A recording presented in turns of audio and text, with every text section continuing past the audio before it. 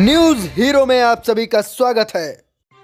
दिनांक 24 नवंबर 2020 को Lucknow public school नवीन चौक सीतापुर में विधान परिषद सदस्य प्रत्याशी कांति सिंह पत्नी एसपी सिंह द्वारा एक पत्रकार वार्ता आयोजित की गई, जिसमें उन्होंने बताया कि दिनांक 6 नवंबर 2020 को मंडलायुक्त कार्यालय में लखनऊ खंड स्नातक निर्वाचन क्षेत्र से विधान परिषद सदस्य पद के लिए नामांकन कर दिया है।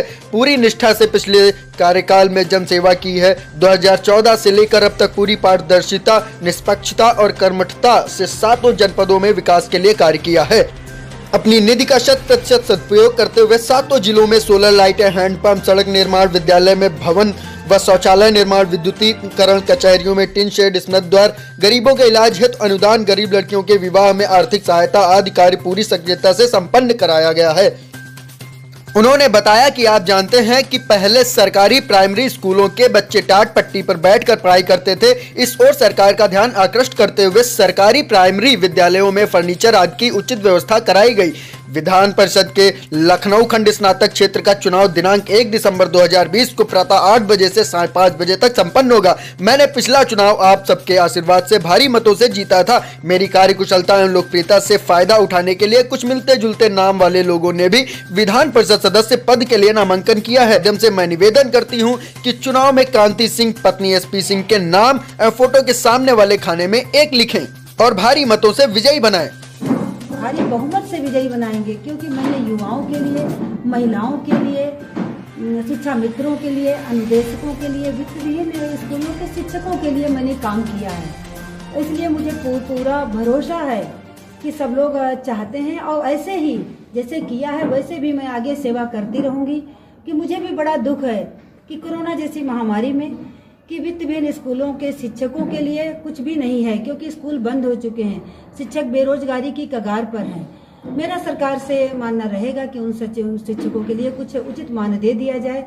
और मैंने जगह जगह करियर काउंसलिंग कराई है। हर स्कूल को ये किताब है सपने और रोजगार की राहें, मैंने जगह जगह जाकर के लाइब्रेरी में दी है, काउंसलिंग कराई है, तो हर गांव में जाकर के, ताकि हमारे युवाओं से उस बुक से उनको लाभ मिले। उसमें हजारों की रोजगार के साधन उपलब्ध कराए गए हैं, सूचनाएं दी गई हैं, तो हमारे बच्चे, हमारे युवा उससे शिक्षित नहीं होंगे, उनको रोजगार मिलेगा, उनको बिजनेस कर पाएंगे हर फील्ड में। यही और अनुदेशकों को और शिक्षा मित्रों को पुरानी पेंशन बहाल हो, शिक्षकों को, सरकारी कर्मचारियों को मैं बराबर उठाती रही हूँ। मेरा प्रयास रहेगा, मैं आगे ही कार्य करती रहूँगी। जैसे मैडम अभी कोरोना काल में शिक्षकों की बात आपने कही कि उनका मानदेय कुछ दिया जाए, लेकिन समस्या ये हुई कि जो अभिभावक हैं उनके पास भी परेशानी रही, सेम वही परेशानी रही कि उनके पास भी फीस जमा करने के पैसे नहीं रहे। क्या इस बात को भी कहीं न कहीं आप बिल्कुल उठाएंगे। और दोनों बातें आपकी जगह सच हैं, लेकिन अभिभावकों की रही बात, मेरा ये मानना है कि दोनों के लिए ये समस्याएं हैं।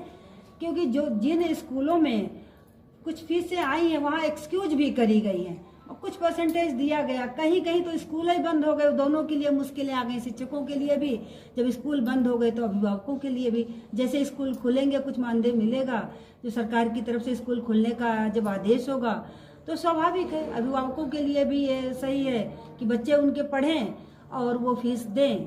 और नहीं खुलेंगे तो भाई सरकार के द्वारा कुछ तो बेरोजगारी की कगार पर है। पूरा मेरा प्रयास। शिक्षा मित्रों के लिए आप संघर्ष करेंगे? बिल्कुल, शिक्षा मित्रों, अनुदेशकों के लिए मैं संघर्ष करूंगी। विभिन्न स्कूलों के शिक्षकों के लिए मैं संघर्ष करती रही हूँ।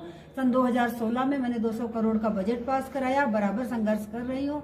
क्योंकि आप सब जानते हैं समान कार्य समान वेतन मिलना चाहिए, चाहे वो तदर्थ शिक्षक हों, सभी के लिए मैं काम कर रही हूँ।